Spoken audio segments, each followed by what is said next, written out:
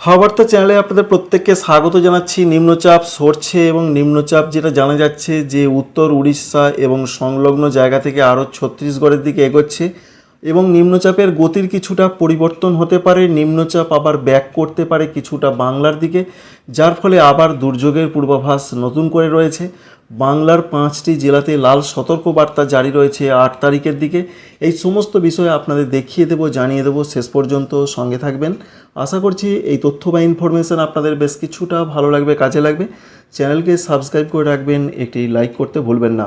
প্রথমেই যে আপডেটটা আমরা জেনেছিলাম যে নিম্নচাপ তৈরি হয়েছিল, নিম্নচাপের জন্য বৃষ্টির সম্ভাবনা ছিল।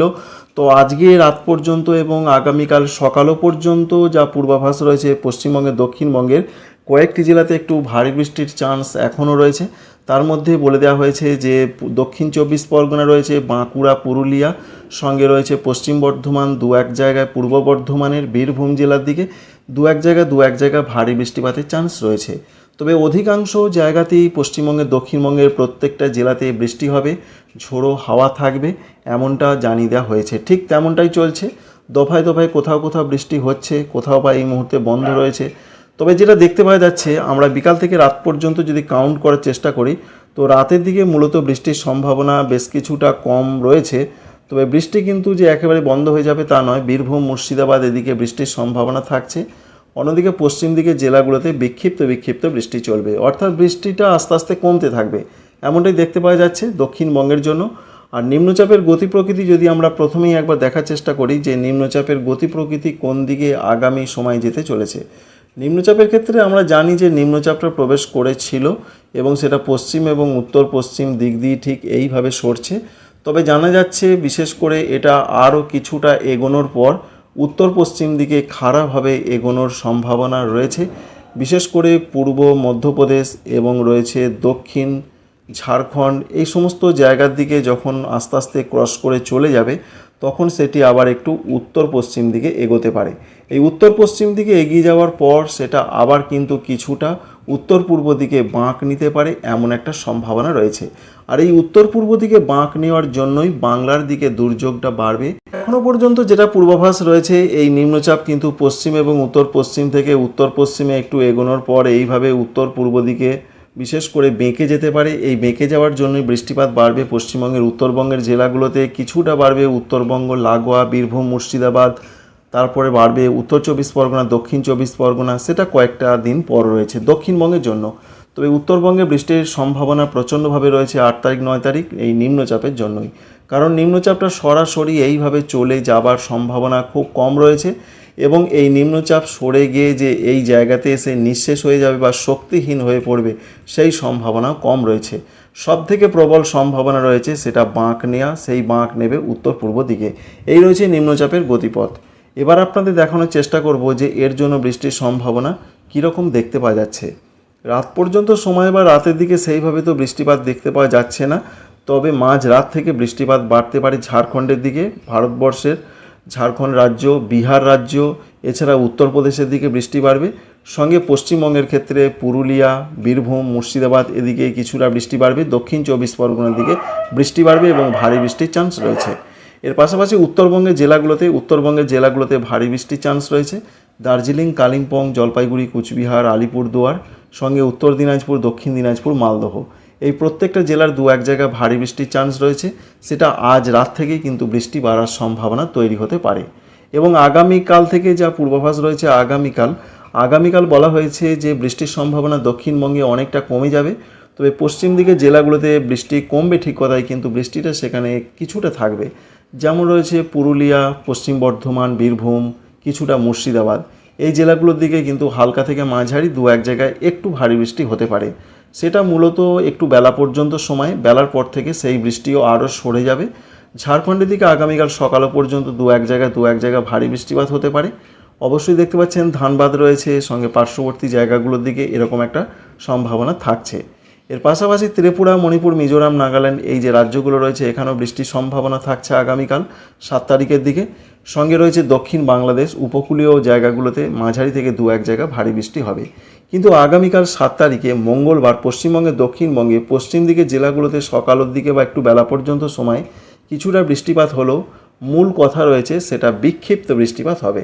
বৃষ্টির সম্ভাবনা আজকের থেকে অনেকটা কমবে দক্ষিণবঙ্গের জেলাগুলোতে, তবে কিছুটা বেশি হতে পারে দক্ষিণ চব্বিশ পরগনা, পূর্ব মেদিনীপুর, এই উপকূলবর্তী জায়গাগুলো।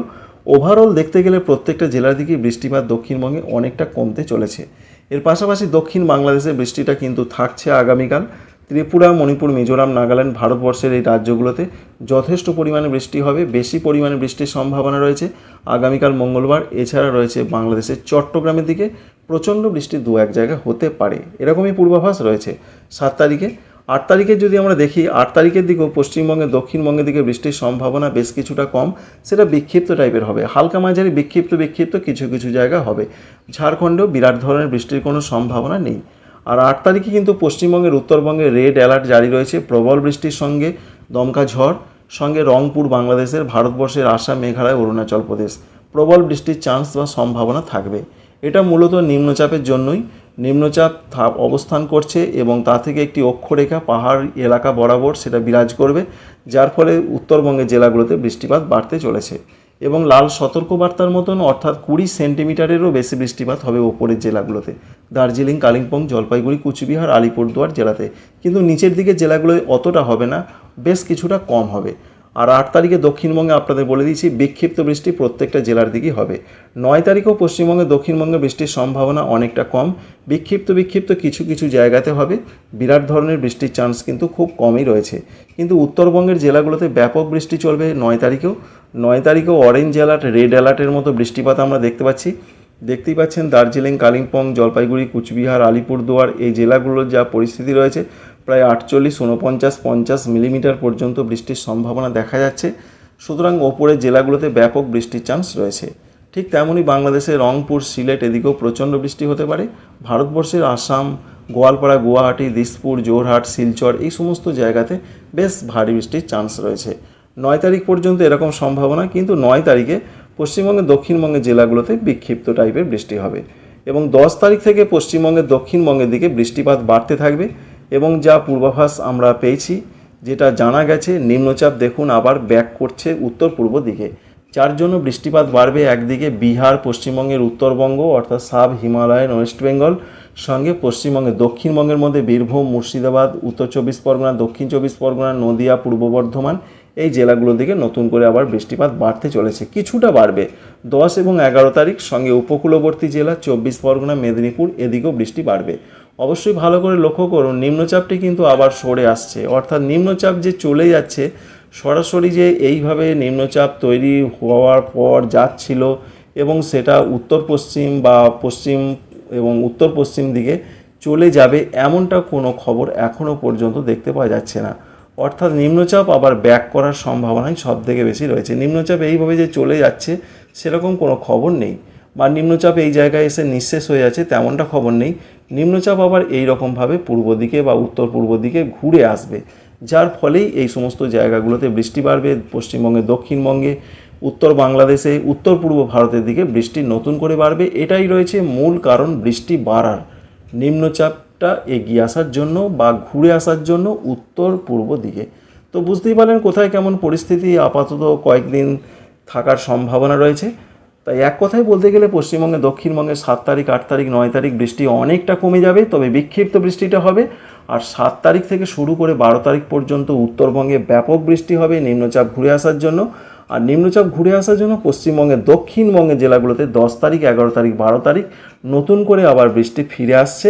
তবে বৃষ্টি উত্তরবঙ্গের মতন অতটা হবে না, কিন্তু বেশ কিছুটা বৃষ্টি আসবে।